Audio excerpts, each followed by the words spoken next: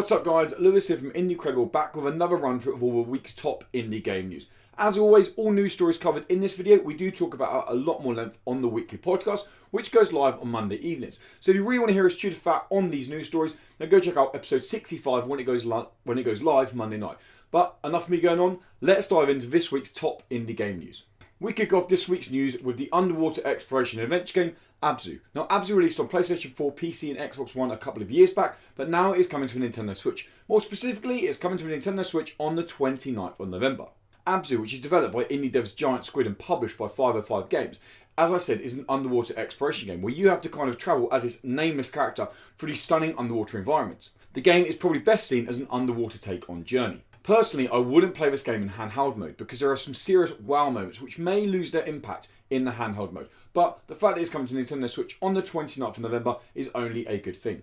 Next, we move to Xbox Game Pass, or more specifically, the indie games that are coming to Xbox Game Pass that were announced alongside the PUBG announcement for Xbox Game Pass. Over the coming months, players can expect some brilliant indie titles, including Hellblade: Senua's Sacrifice, Ori and the Blind Forest, Ori and Will o' the Wisps when it launches, The Good Life, Secret Neighbour, which is DLC for Hello Neighbour, Thomas Was Alone, Pathologist 2, Thief for Thieves, Void Bastards, Kingdom 2 Crowns, and my personal favourite, Mutant Year Zero, which will be available as of launch on the 4th of December. With all these great indie games coming to Xbox Game Pass, as well as the great indie games already available there, it's turning out to be a pretty damn good place to play your indies.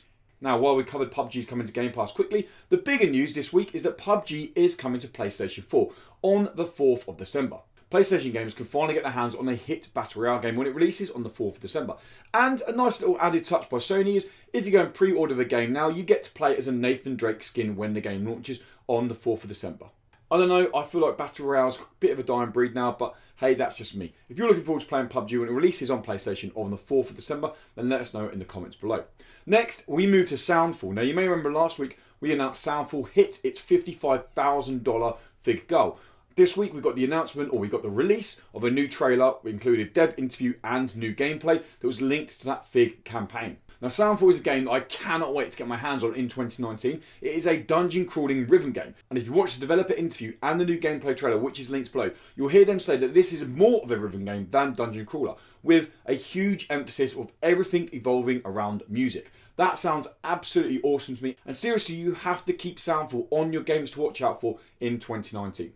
Next, we move to My Time in Porsche. Now, this game has been available in early access since February this year, and the full release is etching ever so closer, and it's coming to Nintendo Switch, PlayStation, Xbox and PC on its full release. Now, the reason we're mentioning My Time in Porsche is just got a huge crafting update. The update has included new tools, new relics and new items for you to craft. The crafting in this adorable sandbox game is already huge, so I can't wait to dive in and see what they've actually added into the game. There is no set release date for My Time in Porsche, but I'm hoping Team 17 and Pantheon Games will announce it very soon. Maybe it might even be this year, but I cannot wait to play My Time in Porsche on my Nintendo Switch.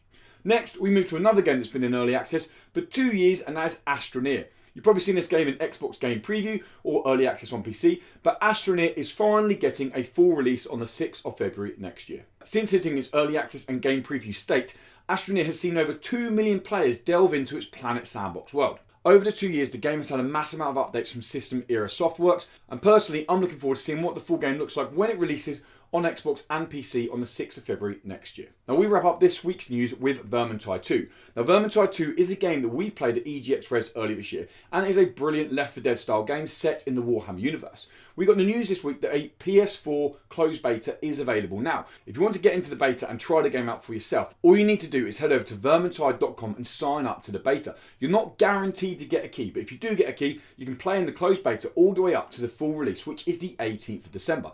I will warn you now, developers Fat Shark have come out and said that all progress from the closed beta, none of it will carry over to the game's full release on the 18th of December.